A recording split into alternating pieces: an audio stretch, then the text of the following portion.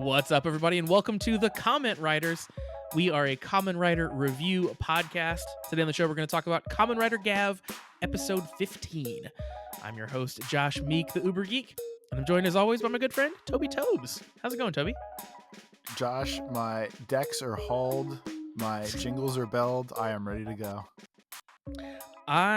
Christmas time is here. Something however that song goes. I'm so over Christmas and Christmas music and crowded stores, and I just want it to all be over. Well, I'm at that point of my Christmas Yuletide season. I think your first mistake is going to actual stores, but on that note, I've found that I'm going to call it a older age thing, or maybe it's just my lack of want of people in general. I find I went to like a Christmas shopping festival bazaar thing last weekend. Like not bizarre, but like bazaar. You know. How bizarre. How Yeah. bizarre. Yeah, where they sell where Aladdin sells the Dead Sea Tupperware. Went to one of those kind of places. And it's not even that it was a ton of people. Yeah. It's the people that were in front of me forget how to walk and like common sense of, hey, there's tons of people moving around. We should do something about this.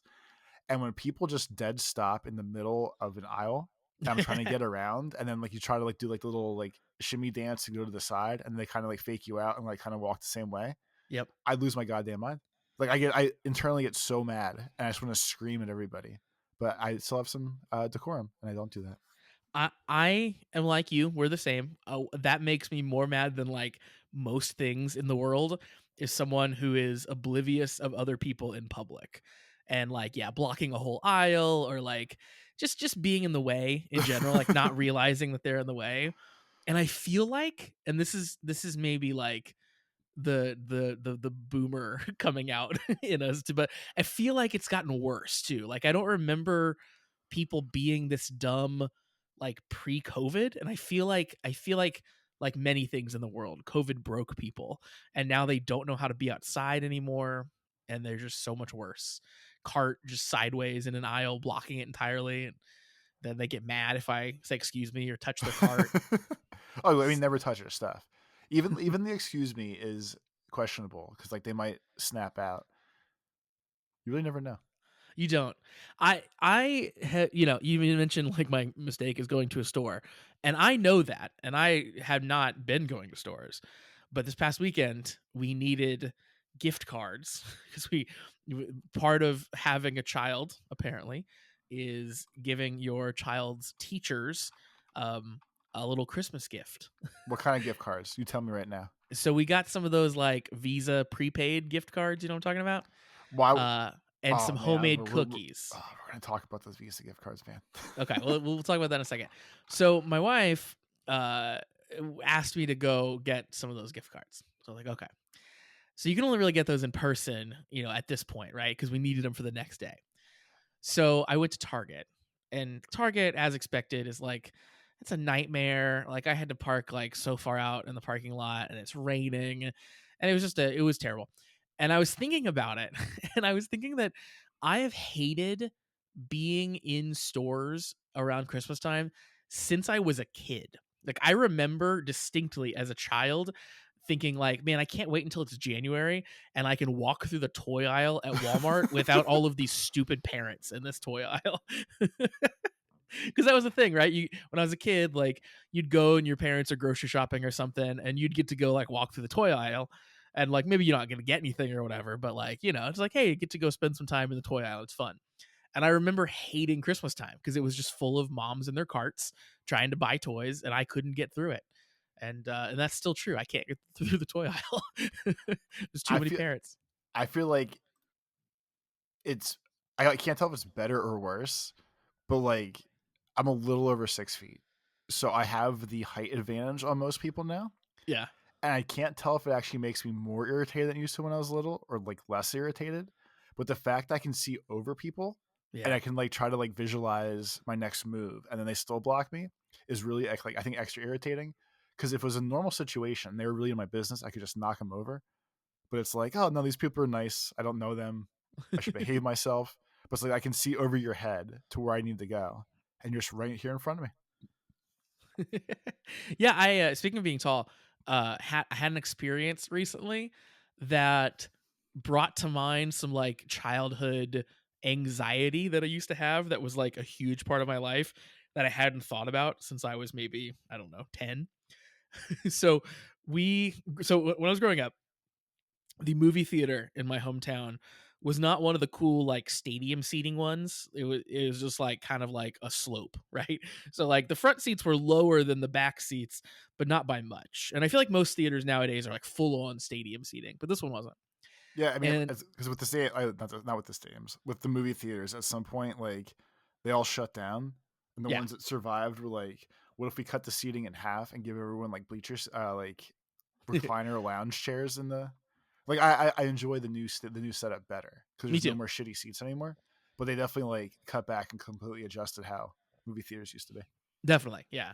So we recently took my daughter and some of her friends to see the Moana sequel, and I hadn't remembered this for years and years and years, but someone tall sat in front of one of my daughter's friends, and the girl was like upset, right? Because it's like, well, now I can't see like half the screen because like the person in front of me is too tall.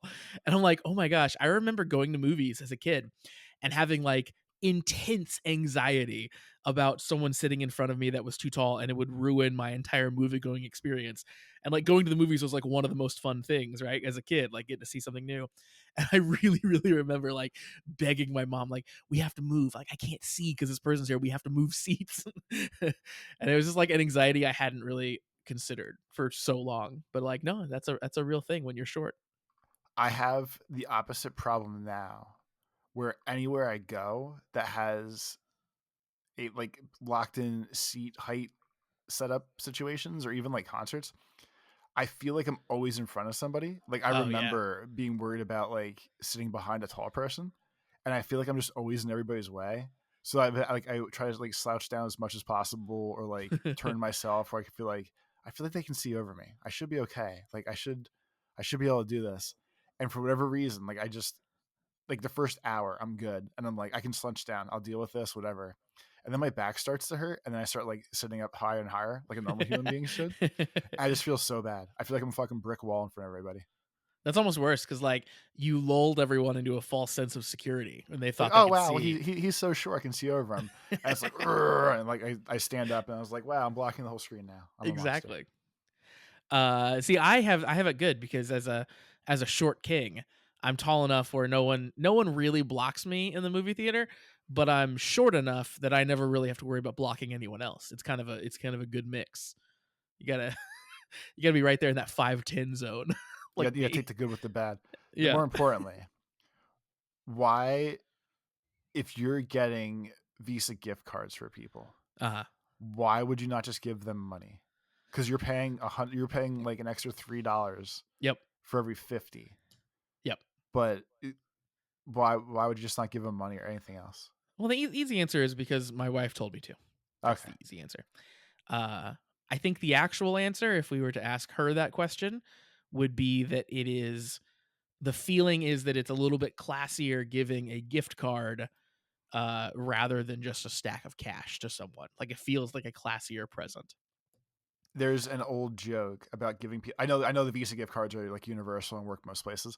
There's an old joke that's basically like, "Thank you for taking money that's useful everywhere and forcing me to use it in one specific place, and that's no longer useful Yeah, anywhere." totally. And that's basically the gift for it. And especially with the Visa ones are better, but there's definitely the places where if you don't know the amount once it's not maxed out anymore, like some of the like some point of sale places, terminals, whatever, are still stupid. Where it's like, oh my order's 25.72. And if your gift card's $25, it'll just fail instead of I taking hate that. $20 off first. Yeah, Yep. see, like this is more of like an insult to the teachers of like, hey, now you need to use a marker and keep track of the amount in this gift card, and you're gonna embarrass yourself when you go grocery shopping and try to check out and you can't, and you really give them like a curse instead of a present. Maybe that's what my wife was going for. Was like, listen, just like a real like underhanded, backhanded compliment. You should just give them money. That's all I'm gonna say. I'm with you. I only bad thing about receiving money as a gift versus a gift card is I live my life pretty much 100% cash free at this point. So like receiving cash as a gift, I have to go through the like, what do I do with this now? Like, do I keep it and just spend it like in a store physically, or do I try to like deposit it? And then it's just a whole mess. Like, I have to like make a trip to the at least the ATM to deposit it, or I have to like now adjust my whole life because I'm carrying cash sometimes, and that's a whole thing. So there's a little bit of like, and again, I know that's very privileged, but it's a little annoying when you have to figure out what to do with cash. It's the only negative. So sometimes it's nice to have like a universal gift card for that. But it is, but those gift cards, the annoyance of the limit thing does outweigh the benefit most of the time. But And that people still buy them. It's crazy. It is crazy how you have to spend extra money to get those, and they're still as popular as they are. Like, that's kind of crazy to me. it's not, and that's not even the craziest part. The craziest part is it's literally the more the gift card costs, the more they charge you in fees. And Which even is though so funny. it evens out, like it's literally I think like the lowest is like $25 and it's $2.95 processing. And like you would think like, oh, if I buy a $50 gift card, it'll be the same price. No, it's not. Like they adjust like a good gacha game. Like instead of doing the well, you get a discount if you buy 1,000 gems instead of 250, you don't. Like it doesn't scale, or I guess or it does scale, or whatever direction's the bad one. Where like if it's $5 for 20 or $10 for 40, like there's no deal for buying a bunch of cheap Yeah, ones or anything. you're not saving any by buying more at a time. Yeah, Uh, Also, they're getting you on the way in and the way out, because like they're getting this money into their credit card ecosystem, which is good for them, right? They get to hold on to it, earn interest on it until you spend it, all that good stuff. And then two, they're still getting like credit card transaction fees when you use this at any store, right? Like, just like a regular credit card where like there's fees associated that the business pays. The business is still paying those fees on top of, the fee you paid when you loaded that card. It is a massive scam, like 100%. There's no way around it. this is like Uh when Tom Brady made his own NFT company and then took a percentage of every transaction. You double slash triple dip. yeah. It's just like when the Hawk Tuah girl did a rug pull slash what's the other what's the other one that we Pump were and arguing dump. about? A pump and dump, yeah. It wasn't an argument. It was there's two very specific terms for two different scams with financial things. I So don't even remember. I was just trying to help Josh understand what the scam was. Josh, more importantly, there was a conference call or a Twitter space circle Yeah, live this space. and an X bang. There's an X bang going on the Everything app, and there was a conference call with like her and her team, and they were Yeah, like, "Hey, let's let people ask us questions so we can defend ourselves because we stole all this money and made millions of dollars." everybody was up in that. Yeah, like she talked for a half hour, got pissed, said, "I'm going to sleep now," and she hasn't done anything on the internet, at least the last time I checked, for like 8, 9, 10 days. So I think she's taking like a 10-day nap. She must have been so tired after all this bullshit that she literally hasn't woken up yet.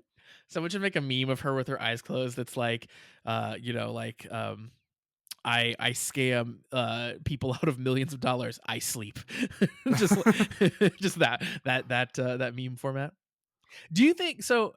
I this is maybe embarrassing, but I had fancied the Hawk Tuah girl before this. I think you and I had talked about her privately.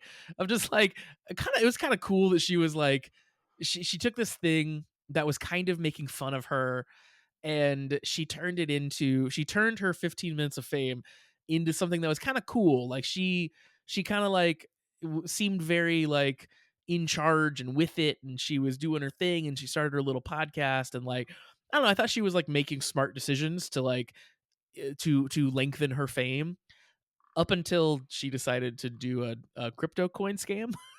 So Classic. I was weirdly disappointed in her in like a young lady type of way. And it made me think, like, do you think she knew it was a scam going in, or do you think she also got like the wool pulled over her eyes?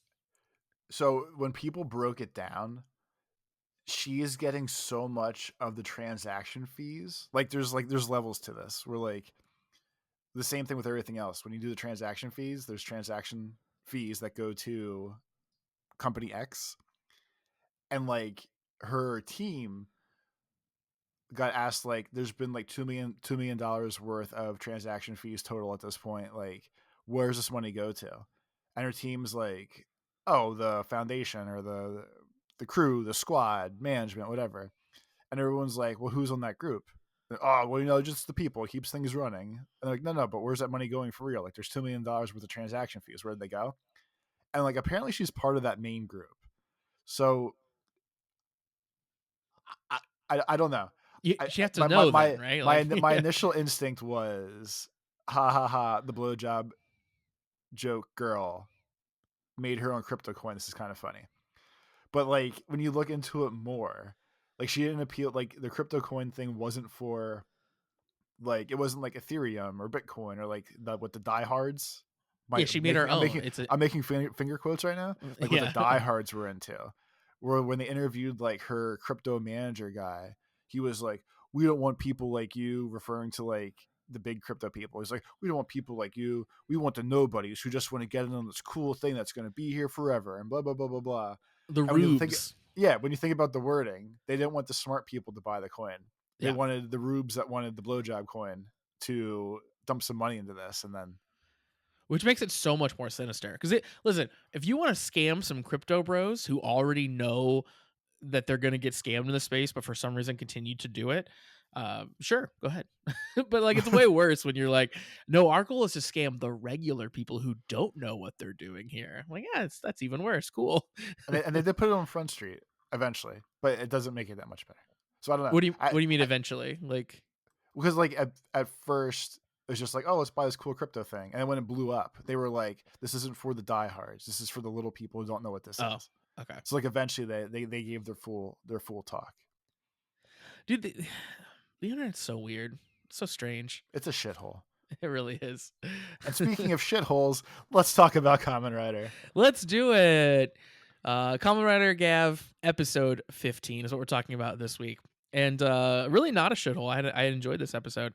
Yeah, it Another wasn't at all. episode, huh? It was not a shithole at all. No, I not just at needed all. to do it. I needed to stop their conversation. I was watching the timer, and we've hit our not determined but predetermined mark of too much rambling, and now we've been the Always, show. always Mr. Clockwatcher over here. Toby, this is another episode of Gav that is not beating the allegations in any way. that this is a completely just a shipping show between Shoma and Hanto. But we'll dive into it here. Let me pull up my notes. So lots of things going on in this episode, and I think the first thing that we see in the episode, we actually get confirmation that Nielv and Suga are like cooperating at the very least.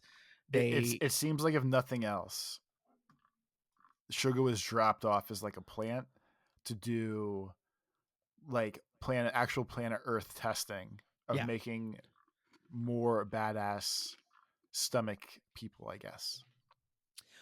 yeah 100% because he's trading things with Nielv, and they're talking about like, I haven't made much progress with the red Gav yet, but here's what I do know, and they're very buddy. At one point, he's even like sharing a snack with Nielv and stuff. So confirmed, Suga is bad guy. Yeah. So like, in their, we'll call it their whole arc, and it kind of expands out a little bit past that. I feel like this episode had a lot of vague explanations from bad people of what could be possibly happening here. Like, at one point, the science guy, when they were testing on like the vanilla pudding or whatever the hell it was, there's a lot of like weird name drops of like, it reminds me of him. Yeah, He said specifically, it reminds me of him, but it wasn't like directed towards like him being Gav necessarily. It was just a very generic, like, it reminds me of X person, and I feel like we don't know who X person is. yeah. And there's like I two or three weird, there was two or three weird wordings like that. Like, that was the first one. As that one of the episode arc story things was the stomach company making new like super monsters. Like, we saw the checklist last week or 2 weeks ago of, hey, we need to get these backup friends. Shit's kind of going sour here. And the one that they showed that turned into a backup friend today, who was basically just like a scary guy in a cloak and a black hat, when he finally made it out of the stomach company, factory, place, whatever it is, he said, he was like, man, I was getting close, but I didn't get close enough, or something like that too. And there's so many like weird, vague name drops of like random thing building up, but nothing actually building up yet. Just a teaser of something coming, I guess. And Yeah, like the whole evil side of the story today, I feel like it has a bunch of little like breadcrumbs of we're starting something here. We're not going to tell you what it is yet, but this was your first hint of some shit's going down. I agree. Yeah, and even the when I guess his name is Lage 9, the new guy. Um when he even like comes off the operating room table and they're kind of telling him like, all right, here's the deal, here's your manual, you're heading out into the human world, you understand how all this works. um the head boss of the stomach family is basically tells him like, hey, why don't you keep a low profile, especially considering it's you. Like he makes this weird reference like, you especially need to keep a low profile, and like that's not super clear if it's because he's special because they've done the operation on him, or if it's like, oh, because Shoma's gonna know you if he sees you, or whatever it is, right? Like it's there's clearly something going on there. So Lago Nine's quote was, he said, "So this is the human world, huh?" And then he thinks about it, he looks around, does this weird sigh, and he's like, "I thought I was getting close, but the bosses are really going to make me work for it." So it's like he thought he was getting close to what? To what? Obviously, Yeah. obviously he knew what this. Obviously he knew like, okay, I can make it to the human world, but maybe like, is he like a double insider? Like the bosses are going to make him work for getting back at them, or like he got too close to the inside and they figured it out, so they kicked them back out, or like I feel like just like the whole evil side of all the arcs, or like the all two or three evil sided arcs this time, all had like weird vague things of like it feels like a storm's brewing, I guess is the best way to put it. Yeah. And it would be interesting if he was an insider, because um remember we met him and he was like trying to get some dark confections, but he like clearly didn't have like the money or whatever, and then they kind of like dragged him in and like offered him the job. Like so he seemed desperate, and that's how he ended up in this, hey, why don't you get operated on and join us type situation, because he was looking for some dark confections basically for free or for cheap. Um but maybe that was all a ruse, who knows. To finish up talking about him, since he's kind of their new weapon basically. So he has, we get to see it at the very end. He seems like he's going to be like a whole game changer for them, because their whole thing is they need to capture humans that are happy, to make tastier dark confections.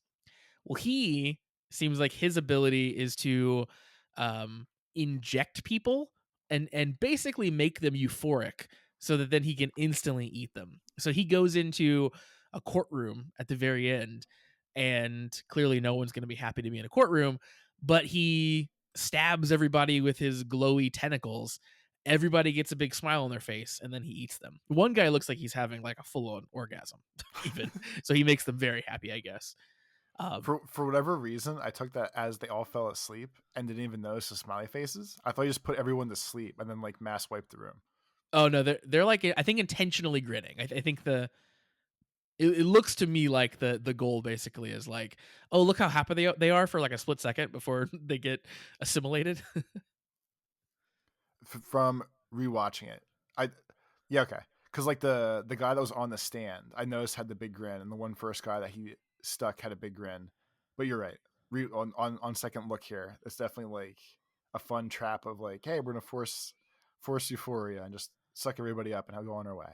Yeah, it feels like the thing that like, I guess it's capitalism, right? It's just like, it's like, how efficient can we make this thing? Like we need people to be happy. What if we just make that, we just force them to be happy and then eat them right away? Perfect. All right. We've really cut out the middleman here. So that's fun. I'm excited to see, more of him and what he does. It really also brings to mind the question, like they're ramping up this production. They need so many humans to keep powering their treat machine. At what point do you realize that just like thousands of humans are being murdered and abducted every single day? Like it's got to be starting to get like reported on the news, right? Like, hey, today an entire courtroom of people disappeared. Well, no, it gets reported on Twitter or whatever the hell app they use for That's their true. social media. That's But true. I think to your point, I feel like you could get away with a lot of the one-offs depending on the world. Like we will get rid of all semblance of reality and of like, hey, if a child went missing, it wouldn't be a random like one-off like, oh, my kid disappeared, no big deal. Like let it go.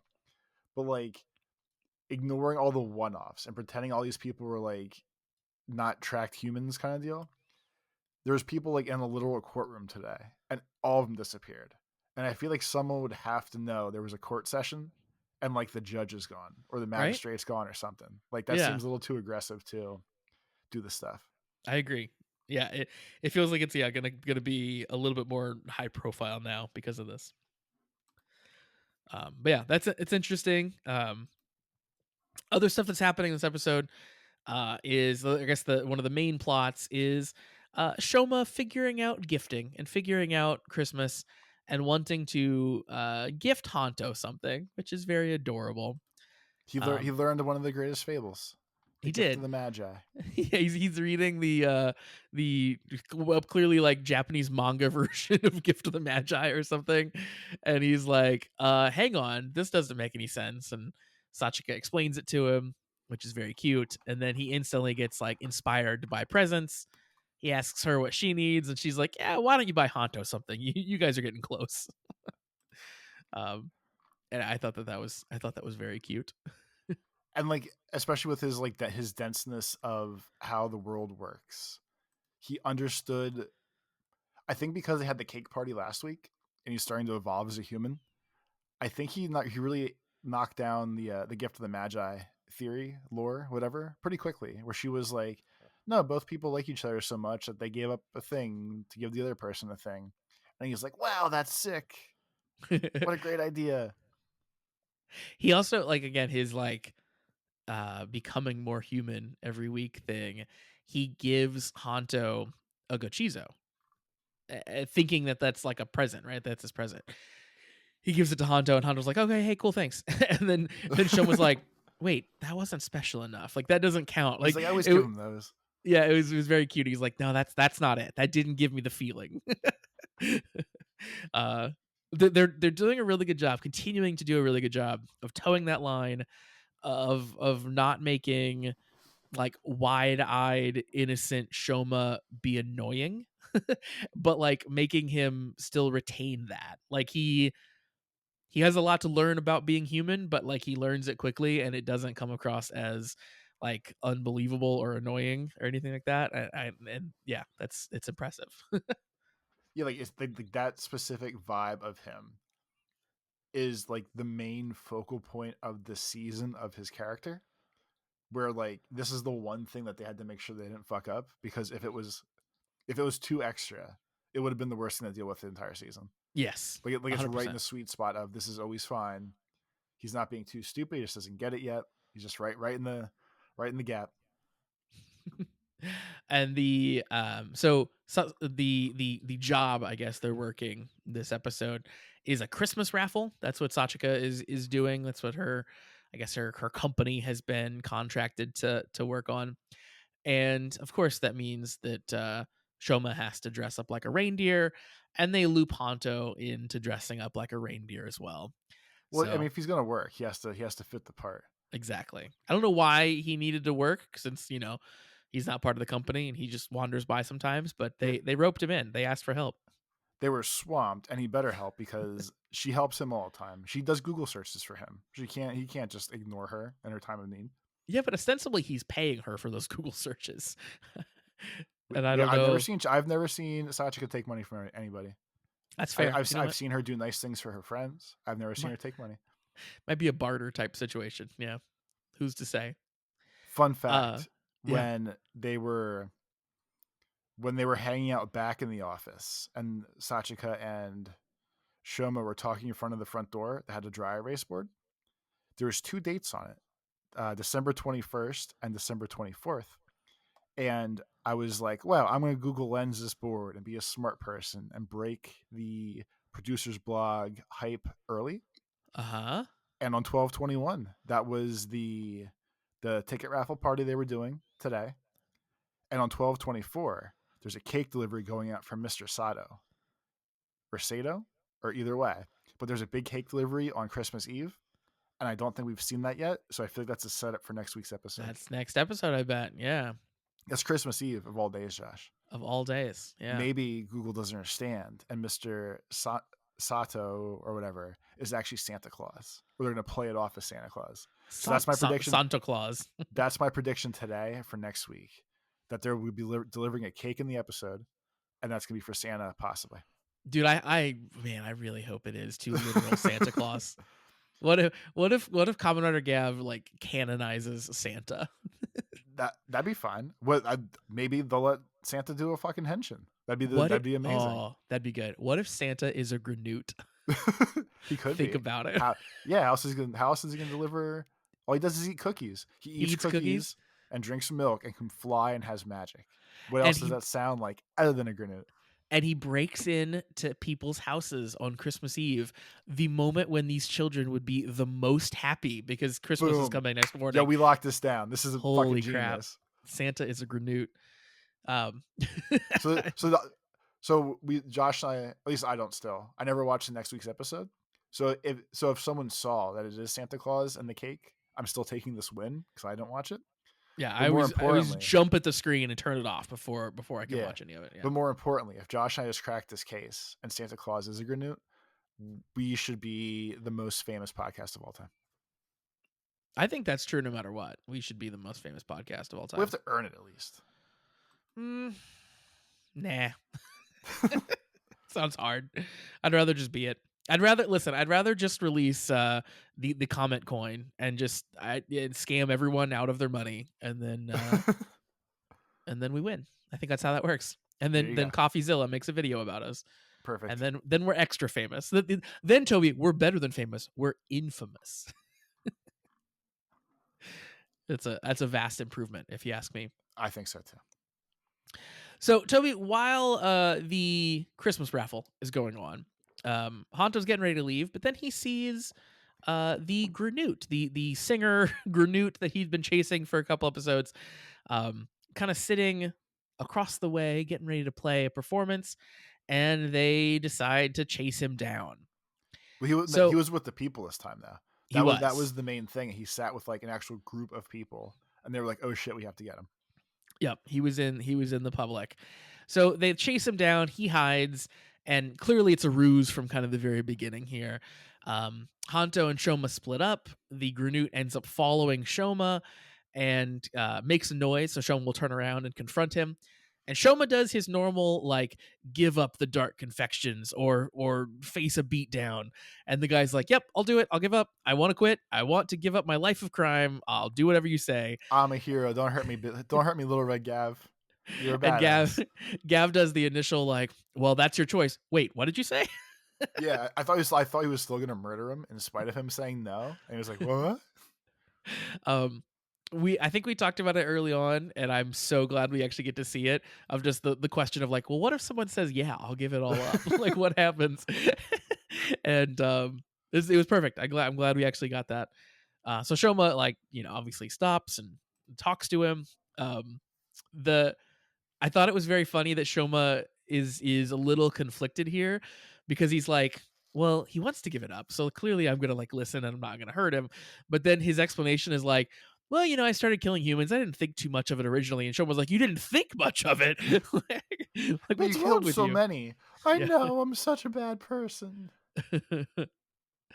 And of course, the ruse here, we find out in this episode, is that it was all a ruse. It was all a fake. He was trying to lure Shoma in, and he's working with the agents of the other twin. I forget the other twin's name. Jeeb. Yeah, Jeeb. Yeah. So he's trying to basically take Red Gav down is his big plan. So he wasn't actually sincere with his desire to give up the life of crime. I guess it makes sense overall, but it was interesting that Shoma specifically pointed out like why are why are Jeeb's agents hanging out with this guy? Yep. Like they made a very specific point of like these agents belong to X person, and I guess because visually the agents always look the same, it was just a weird like another weird setup kind of deal of like, oh wait, they're actually like specifically tied to the people. Like they can like Shoma can look at them and be like effectively like, oh, it's Sheep's dog, kind of Yeah. deal. But And we kind of knew, we knew that that's how they were created, and like this kind of tells us for sure that Shoma can tell them apart too. yeah, Um, and that's another example of like a thing the show is amazing at, of like they can give you little world building things like that, and they don't really like hammer the point home, they don't really like hit you over the head with it. It's just like a little thing, that the little like throwaway line of just like, oh okay, that is how those work, okay, that's neat. um and and yeah, so and like even tied to that, like my initial statement on this episode was they left like three different trails of breadcrumbs going different places, yep. and that's just how they run it. Like it's literally just it's the same vibe, just a little bit different. I was like, okay, like they're talking about a mysterious entity that he might be close to, or oh yeah, like okay, Showman knows the agents. He realizes they came from this person, but they're here now. It's kind of weird, and they don't harp on it. They don't dwell on it. They drop it for you. If you're paying attention, you hear it, and you're good to go. Yep, totally. In this fight with the agents and with the crab guy eventually, um, we get to see more of the King form, the cake form, and I gotta say, like, as high as I was on it last week, I'm like even higher on it this week. It's really good. The Hinchin's great. They did the thing where he's in the cake and pops out again. Um, the little buddies are awesome. I love that he can summon the little friends and they fight for him. And they're even All called of decorations. That's my the favorite part. decorations, yeah. um, and they get to like do their own little like good gochizo thing. I think uh all the cream and stuff, as funny as that is, I think looks really cool. It is fun visually in the show. I really really like this form. Um, so yeah, I wrote that down specifically. It was like, man, I'm very in on this whole K King form. I also really loved in this arc that they've given the like monster of the week way more personality. Like this guy's kind of a throwaway, but like they made him so interesting because not only he's not just kind of like running away and eventually fighting the good guys, he tried to trap them. Like he did something different, and that's cool. We hadn't really seen much like that before, but those things always stand out. Kind of like the Xade Bergmon, for example, right? Like anytime they switch up the script, that's always a fun episode. Yeah, but like he went from especially to I guess probably 2 episodes ago now. He went from the start was hey random throwaway guy to this week he's still there. He got more special powers. He did like a crazy crab walk attack, Yeah, but that was awesome. he was like the inciting incident of almost the entire episode. He was tied to all the issues that popped up. He's tied to the other part that kind of associates around him of like Shoma's big thing was, well, if a Granute doesn't want to be a bad guy, like he doesn't have to be, right, Hanto, Yeah. right, buddy. And Hanto's like, no, like he killed my mom, he killed your mom, like all Granutes are pieces of shit, they should all fucking die. And Shoma's like, but what if they're good? What if they were forced to do these things? And Hanto's like, no, seriously, I fucking hate them all. Like get away from me, I'm going home now. Yep. Yeah, that's the big takeaway here. He was the inciting incident for Hanto to say he wanted to kill all Granutes. um, and And Shoma is so desperately trying to be like, but like, what if one of them is like a cool friend and you really love him, but he just happens to have like a Granute stomach, but like he's he's really a cool guy. he's gonna cut his hair to get you a sweet pocket fob, and then you're gonna sell your watch so you don't need the pocket fob anymore to get Shoma some nice hair clips to make him look pretty for Christmas. And Yeah, what if one of them was a Canute, but like, but he just he dressed up like a reindeer for you. Yeah, poor Shoma. Just can't be his true self Of around a- his boyfriend Hanto. of all the moments of sadness or not understanding or like I don't really like this world, I don't get this world kind of vibe that like Shoma has ever put out. Today's face when Hanto is like, "I'm gonna murder every grenade I ever see," and like the look of defeat and like sadness on his face was like priceless. Like it actually like completely wrecked the kid. Yeah, it was genuinely very sad. I'm not excited for when they finally reveal that he's a Granute and Hanto has to be mean to him because that's just how it's gonna go. He's gonna be mean to him for a bit and then he's gonna come back and be like, "Okay, you're a good guy after all." But the point where he's mean to Shoma is gonna be very sad. Oh, for sure. I actually thought it was gonna be today because they don't drag. They've been doing pretty good with the whole "we're both common riders" reveal since that first one now of like keeping that arc moving. Yeah. And I really thought today during that fight they were going to have Shoma reveal it so that the two of their gift of the Magi gift to each other could be something with some sort of understanding of like, no, I'm a Granute, but like I'm actually a good one. Like we're friends. Don't forget that we're friends, kind of deal. Yeah. But instead, they just went full force with like Hanto hating everybody and then getting his ass kicked. Yep. Exactly. Uh and then let's see. Oh, we get to see some Valen fighting in this episode. And I also wrote down, I'm a sucker for anything like this when they like physically yank something out of your driver and you have to dehension anything that involves like manipulating the driver or the guns and stuff in a way that you wouldn't expect that you could do. Valen has a new Gochizo that he's about to use, and he puts it in his gun, but the agents block his gun so it can't fold closed and it can't like do the henshin sequence. I thought that was really cool. I love anytime that happens. And like again, tied to the agents, I know like they've been placed as, even though they're not the bosses, they've been pretty legit the entire time. Like there was never like shitty agents. Yeah, they're tough. They've always been tough. And the fact that they're even that smart to be like, no, we know how you guys work. So if I just Yeah. jam my thumb in your freaking put my thumb in your Gochizo hole, like you're doomed. It doesn't make a difference. You're in trouble now, kind of deal. Especially with Valen, who isn't like, at least Gav is like from their world and kind of follows their rules more. And Valen is completely different. He uses the gun, he's not a Granute. Yeah, the fact that they've like figured him out so quickly is interesting. But I think that's most of the beats of the episode. Anything else jump out at you?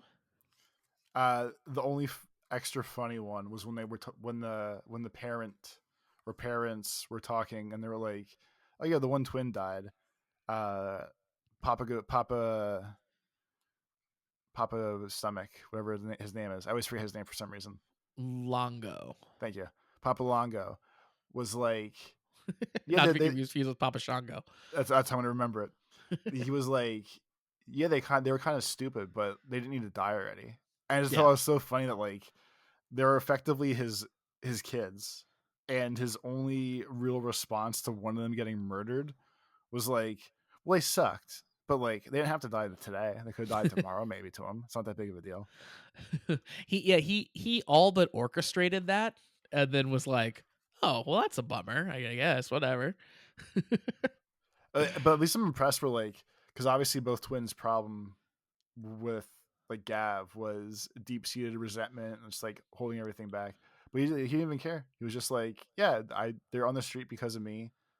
Gav killed one of them, and instead of being mad that like Gav killed one, he was like, oh, okay, yeah, I did throw Yeah. him on the street. This is what happens, I guess. I don't know. Figured that's how it would go, but happened quicker than I thought.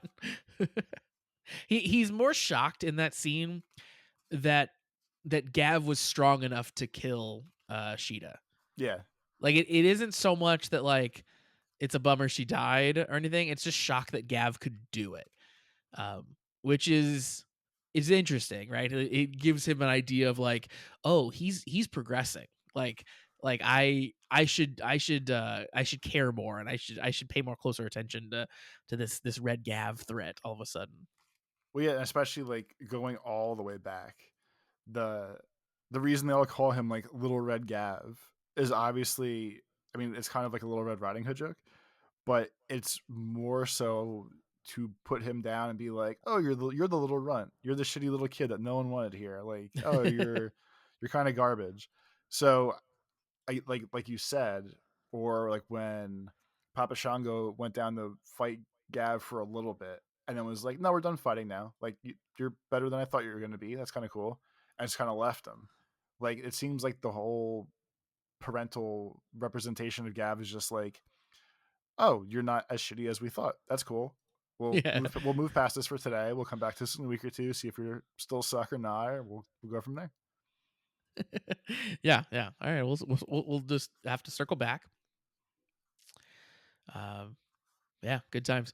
Toby, we have an email this week that is some more information about the episode. So we'll jump over here to emails. If you would like to send us an email, it's cast@commonwritersucks.com. Once again, that is cast@commonwritersucks.com. Our email this week comes in from our friend Shade. Shade says, Christmas incoming. Hello, everybody. Merry Christmas and happy holidays in advance, since we probably won't be seeing you guys next week. Hope you all have some nice We have family off time. again. Wait, Um, I think let's he's go. Let's go back a step. Is yeah. he just being polite, or is there actually no episode next week? I think he's assuming that we won't record an episode, We'll have to but see. I think that there is a Common Writer episode. Well, because like at least like the two main holidays of like Christmas and New Year's are both middle of the week. Yeah, So I feel like it wouldn't really affect the TV schedules. And it's possible that Josh and I can work around those for shows. So we might be here for the holidays, we might not. I don't yeah. know. I think we can for sure work around. Let's see. I think I can for sure work around the one next week and the one. Yeah, I think both of them actually. We'll figure it out. We'll make it Figure it work. out. We'll make it work. And that's probably a good time for us to like settle in and watch the couple movies that we're behind too. Ooh. We have those in the hopper eventually to watch for the Patreon. So we might do that next Hoppers in week. them? Not hopper one. They're in Oh, our okay. they're in our metaphorical hopper of things that we need to watch. Anywho, Shade says, where I'm from, we don't celebrate Christmas, so I just have a bunch of work to do. Oh LOL. yeah. That's too That's bad. the real way to do it. Really, really, Shade, you can celebrate Christmas anywhere you want. Just decide you're celebrating Christmas and just stop going to work. Right? Perfect. That's how that works. We have a lot of juicy news this week, so this will be a long one. Let's get to the producer's blog first, shall we? Um, so skip down through a couple things here. The producer's blog talks about how we finally got our first Granute that basically says like, "Hey, I give up," and I guess that was a thing that they discussed like early on, like in the planning. They knew that Shoma was going to be asking each of them like, "Hey, do you give up, or are you going to take a beating?" And they wanted to have one Granute at some point actually give up, so this was their time to fit that in.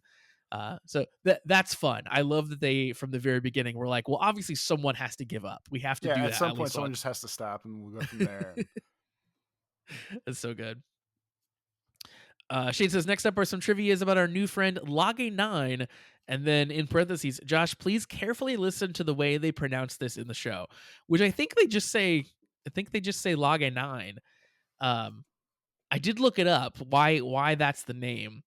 Apparently, Lage9 is an anagram of the Japanese word for jellyfish, That's which pretty is funny. kurage, with the ku replaced with the number 9, which can be pronounced the same way in Japanese. So he's like a jellyfish dude because he's got tentacles. That makes extra sense because he had the stun darts too, and good Yep. jellyfish will sting you and stun you before they eat you. I don't know if they give you the O face before they eat you, but close enough. It depends what kind of jellyfish it is. depends on how much you like jellyfish. I think when they sting you, depends on how much you're accepting of those advances. Shade says Lage9's human form is actually played by Shoji Kohei, who previously played Kirame Silver, the 6th Ranger of Mashin Sentai Kira Major. Yet another Sentai veteran to appear in the show. Although I have a feeling that he's here to stay. ... And then Shade links some pictures of when he was the Silver Ranger, which is very cool. And oh, and then confirmation of what we talked about just a bit ago. Loganine's method of collecting human press is to inject a poison that possesses them, uh, that he possesses, that temporarily increases the target's happiness with his tentacles, and when the target goes limp, he turns them into human press. So yeah, he is making them happy using his poison. Confirmed by the producer of the show directly to us. Yep. Another quote: since he's kidnapping a large number of people, a closed space is required, director Morota said. It would be good to have a place that is not originally a happy place so that it is easy to see that he has made them happy with his ability. So, a courtroom full of tension was selected as the first hunting ground. Um, and actually, that's genius, right? Because it's a place where like it's enclosed, so he can like get every single person and then get out of there without getting caught. Like that's probably a pretty smart place to start. It's actually kind of cool that like, so obviously having in the producer's blog thing helps reveal these things, but it's actually cool the layer or the amount that they think about this stuff up front, Yeah, where they were like, we're gonna make him like a tentacle monster, we're gonna do this, and then they thought like, well, if he needs to grab a bunch of people, how can we make him do this where it's not noticeable? And it's actually kind of like fun and interesting that they thought so far into this, or they plan for it so much where they're like, well, we need to make him, we need to show he turns people happy, so we need to put him in a place that's shitty with a bunch of people that's closed in where everyone's going to be miserable. How do we do this? And like the solution is a courtroom. Like that, they, it's cool to like to see the whole like brainstorming process come to life, I guess, or yeah. like the follow through and the whole idea or whatever you want to call And it really is like the perfect answer too. Like all the things they wanted to accomplish there, it's like the courtroom is the place to do that. Like that, or like the DMV or something. it. That I don't that even. that was actually going to be my suggested answer if you didn't have that one. So yeah, same vibe, works perfectly. Wander into the local orthodontist or something. Just like what other places are people just miserable to be at? But yeah, it is cool to see like how well thought out, I guess, like how well plotted that is. Shade goes on to say, now we've got the trivia out of the way. Let's get on to the big news of the week. They just dropped the first teaser for number one Sentai Gozyuger. We have a first sneak peek at the red of the team, and the official trailer comes out on the 25th. So that got posted in our Discord. You very briefly get to see Gozyuger Red, which is cool. So I'm excited to see the full trailer. Producer Shirakura, we'll be hearing from him later, explains the number one in their name. So read that here. A human life lasts 50 years. Nobunaga danced. Life is short. Live every moment to the fullest. All the Super Sentai lived their lives to the fullest, not to carry on the series or to pass the baton to the next generation, but to become number one themselves. 50 years of this accumulated experience, and yet, in their 50th year, they declare themselves the number one Sentai. They send a final farewell to all the Sentai. It is a sign of respect as a monument, but also a farewell as a gravestone. That's That is hilarious. That's that's deep. deep. um, so let's see. So who on earth is the mysterious hero? What does the number one Sentai in its 50th year mean? December 25th, witness the declaration of the 50th year of the Super Sentai series, which has always been with the children of every generation. And then Shade gives some context. Nobunaga, of course, is a Japanese warlord. He's popular for his large ambitions and is a symbol of ambitions to the entire country. And Shade says, don't worry about the gravestone talk. It's just symbolic. Sentai isn't ending anytime soon. I feel I like actually think it'd every be like, year. I think it'd be more interesting if it was ending and they were like, this is the 50th season. We're celebrating 50 years. By the way, this team in some way, shape, or form is going to be the number one, like number one with a bullet on the way out kind of vibe. And it'd Yeah. be interesting to see how that would work, or even not to that level. Like I'd not, usually I make my jokes about like I want the week off and the show should end everything else. So I'm not making my joke that week in this way. I do think it'd be interesting to be around for if Common Rider slash Sentai actually ends. like hard stop ends, and they are like, "This is the actual last season. We are done doing this now." I would, I think it'd be interesting to see how that season plays out.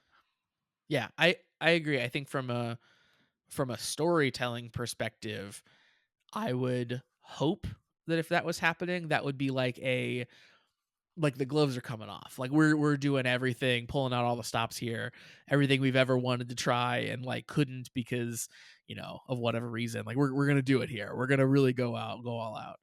Um hopefully it would be that way if that ever happened. That feels like a crazy thing, like the idea of like, oh, suddenly there's not a Super Sentai feels crazy. But it's a thing that like it feels like every year around this time for the past several years, the internet starts to like hand wring about like, oh no, what if Sentai what if Sentai ends? Because there's always some rumor or something kind of like this, like with the gravestones, where like someone translates something and was like, I don't know, guys, it sounds like it's not doing too well. We should all get worried. Um, but I guess the flip side, I would have said the same thing about Power Rangers. Like, there's no way that this could end. Like, this is crazy. It's an institution. But Power Rangers is basically all but over now at this point. So, uh, I guess anything can happen. Power Rangers is over, and somehow Ninja Turtles has recycled or rebooted like 7 times over my entire lifetime. Is still here. Yeah, totally. Yeah. Power Rangers is, like Power Rangers is one of those properties like Ninja Turtles where it's going away now, but like it's always going to be in the consciousness, and it's probably going to get a zillion reboots too. Like it's going to be the Ninja Turtles thing where it's like, I don't know, 6 years are going to go by and then someone's going to be like, kids used to love Power Rangers, we should make it again. And it'll come back and it'll be different or it'll be animated or something, but like it just doesn't feel like a concept that people will leave alone. Unless Netflix's reboot thing killed it. Yeah, yeah. Maybe that was the test, and they were like, "Yeah, no one cares that much. I guess we're not going to do this," and that was just the end. And it could also be that like, the powers that be just don't care enough to give anyone the reins on Power Rangers. Like, the IP holders and stuff just don't care. Where I think Ninja Turtles, the companies that are in charge there uh have really like given creatives the space to be creative with the turtles, and has led to some really different interpretations there, which I think have been fun. Um, but yeah, I guess we'll see what the future holds there. But it's interesting. Speaking of the future, Shade has some more details about the future of I guess Toei. um, Shade says, speaking of Shirakura, remember last time we talked about changes in the show's production side and expanding globally. He's back again to answer some more of our burning questions. You may or may not like some of them. It's all In going this, to shit. I knew it. it's all going downhill. In this, he talks about all kinds of things like Sentai anniversaries and how other series are doing, etc. I'll mention the most relevant news. Please do look through the whole thing and find out what else he talked about because there's a lot more than just what I'm covering. Shirakura mentions that the production changes are made to prevent piracy. In China, the series weren't simulcast, so people usually pirated the shows before they even aired, leading to non-consistent viewership for the actual official releases because they already watched the show. He also mentioned how the change also benefited working schedules and they don't have to crunch so much anymore, and he always wonders why they haven't done this already. Even producer Takebe wondered why we didn't do this ages ago. Why have we been rushing ourselves like this when we were so stuck in our ways? It's really a dark side of Toei that no one can understand. So hey, if this leads to less crunch, then that's awesome. That's all you have to tell me, and I'm for it. Shirakura continues on about the lack of a Kamen Rider Winter movie and how there probably won't be one next year either because of the revamping. He mentions how they're rethinking what kind of demographic they should be making movies for, how Uh uh, how only people who follow the TV shows watch these movies, and they'd like to appeal to casual viewers too. He says that they are currently working on, first, something based on the series on TV, presumably gavv's summer film. Second, an anniversary project based on a prior TV series. And third, something that isn't based on any show at all. So something standalone, along the lines of Black Sun or Shin Kamen Rider. Shane says that's only one part of the interview. There's going to be more on the 29th, and we'll stop there. I'll cover the part when it comes out next time. So I guess for me, I like the shows every week. Um, I care less about the movies, like the way that they currently have been doing the movies, because they're not an important part of the show plot, really. They're fun side stories. Sometimes they're very fun, sometimes they're very enjoyable, but they don't feel important because of the nature of how they work. I think the fact that there's multiple every time makes it worse Agreed. because we watched 2 or 3 Geats movies, and the one felt like a better ending than the show was, and that was good. And then we watched the other one, and it was just a thing. Yeah. And I feel like that's where the delineation should be. Where like if they're gonna make a movie, it should either like I feel like the biggest move would be make it pick up at the end of the season and just do like a special thing after, I guess. Or like it's probably hard to figure out where to actually put movies if you're making a timeline kind of Yeah, deal. very much. Yeah, and movie production schedules are going to be so different than TV production schedules generally. So like things are going to have to be locked in so much earlier and done so much earlier than you probably are getting there with your TV writing. So it probably is hard to schedule that stuff for sure. But you know, I agree. I think they're at their best when it is an epilogue to the series, right? Like it's a continuation or like a better ending than what you got. Um, Obviously, the worst ones are the ones that are like just plugged in the middle because then they are a little hand tied in what they can do and what they can show. Um, but I think the third bullet point here, the something unique, and that's kind of the like pulling in casual viewers, is the most interesting to me because like Shin Kamen Rider was fantastic. I don't think you actually have watched that one, but it is really, really good. It is very different and it feels super Common Rider and feels like a real throwback, but like you don't have to really know anything going into it. And if they could do that, where it's like, hey, every time there's a movie, we're just gonna tell a unique Common Rider story. That'd be great. Like you would get adult fans in who obviously aren't keeping up with the show, but it's like, hey, I watched this when I was a kid. I'll go check out the cool new like Marvel movie, right? Like it would be that. It's like, you know, when the new Spider-Man movie comes out, it's not just people that read the comics that are going to see it.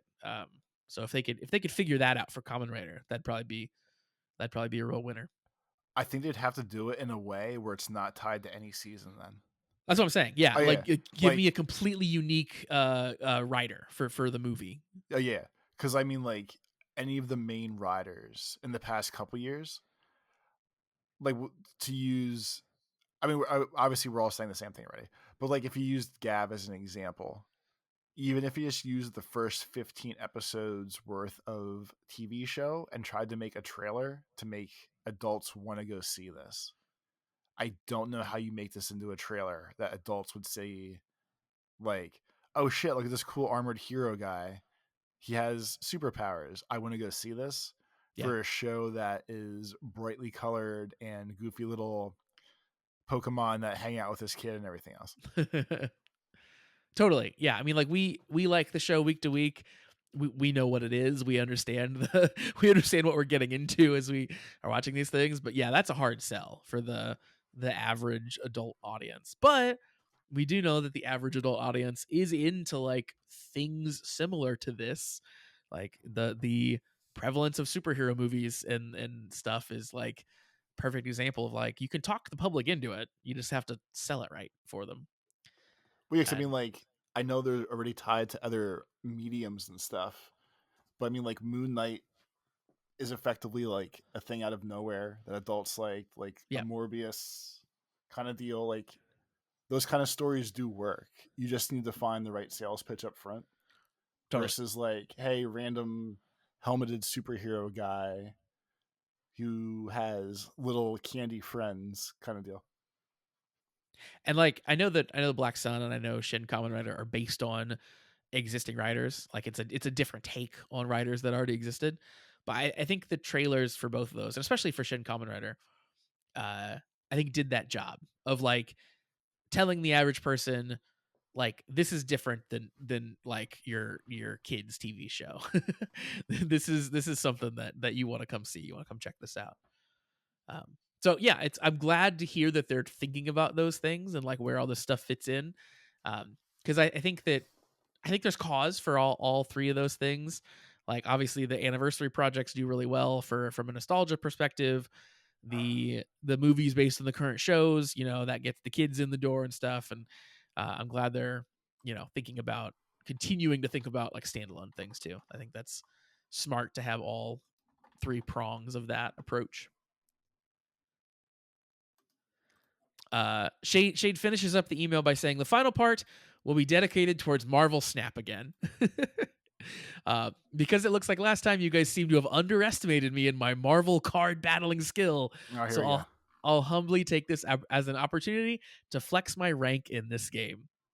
My collection level may be a bit behind compared to others. No money spent. But I'm currently in the top 10,000 of the Infinite leaderboard, which, to my knowledge, is also the world leaderboard. Yep, I believe that's true. Um, yeah, I don't think they split regions at all. And then, so yeah, Josh, what do you got? And Shade sends a screenshot of just his homepage of Marvel Snap, and my favorite part is that the deck that he is playing is is called "It's Me, Shade Z," Oh, jeez. which is good. Um, my deck, my most recently created deck that I made, Toby, features Galactus, so I named it Galactussy. You're an idiot. Yeah. So yes, I think over the Christmas break here, while I'm off work a little bit, I'm gonna have to challenge Shade to a Marvel Snap battle, and we'll see. We'll see how it goes. It's very nice of you. All right. So that wraps up our email section. Again, if you want to send us in an email, send those over to cast@commonwritersucks.com. Cast@commonwritersucks.com. And of course, we've mentioned it a couple times, but I'll give the little promo now. Please check out our Patreon, patreon.com/thecommentwriters. For $3 a month, you get access to all of our bonus content that we put out every single week. Right now, we are watching through Common Writer O's and Boon Boomjer. You get to watch those along with us, hear our commentary and jokes and laughter all throughout. It's kind of like Mystery Science Theater, but for tokusatsu. It's a lot of fun. $3 a month. It's the best value in tokusatsu fandom. And you also get access to our Discord by signing up for that, which is super cool too. So again, patreon.com/thecommentwriters. The most important part of the Patreon right now is since Boom Boomjer is almost over, we will once again be looking to the people for possibly an idea of the next series we watch. It's kind of how we. It's not kind of how. It's how we got stuck watching O's in the first place. So since we will need another season to fill in the gaps, kind of deal. If you want to help nudge Josh and I in a certain direction for any sort of TV show, I guess. Like obviously we want to keep it toku versed if possible, but if like there's a certain season of Sentai you would like to see us watch, that you can vote for that, or a Common Rider season or something adjacent to those. You gotta get in the Patreon for us to listen to you. Yeah, we could continue on with the number one Sentai. We could just keep watching current, or we could go back and watch something old. The world is our oyster. The world is our toei filled oyster. I think we should at some point go back and watch the Spider-Man Sentai, or not Sentai, the Spider-Man Toku show. That's I very do fun. remember you pitching that before. Yeah, that's going to be the one I'm going to throw in the next time we have to pick one. All right. Well, I think that's going to do it for us for this episode. Toby, why don't you tell the people where they can find you? On Twitter, it's Life of Tobes. On Blue Sky, it's wait for it. Almost there. Wait for it. It's also Life of Tobes on Blue Sky. On YouTube, it's Tobes Plays, where I am now once again getting back into the Yakuza-verse with the man who has no name, or the man who gave away his name, or whatever the Kiryu side story was before Like a Dragon. And most importantly, on retro achievements, I am Tobes Plays as well, where I'm now currently in the top 7% of the website. Woo! Well done. I don't know about that, but I am there. A life well wasted. For me, Damn you right. can find me you can find me over on Blue Sky at meek.lol. You can also find the show on Blue Sky at Common Writer Sucks if you want to keep up with our releases and random other things that we post. You can find us over there. And yeah, you can find the show also on YouTube, youtube.com/prettydeece is where you can find that, or just search for it and you'll find the comment writers there. All right. Well, that is going to do it for us. Once again, check out the Patreon, patreon.com/the comment writers. Send us emails, cast@commonwritersucks.com. And please join us back next week to talk about episode 16. But in the meantime, have a great week, everybody. Peace.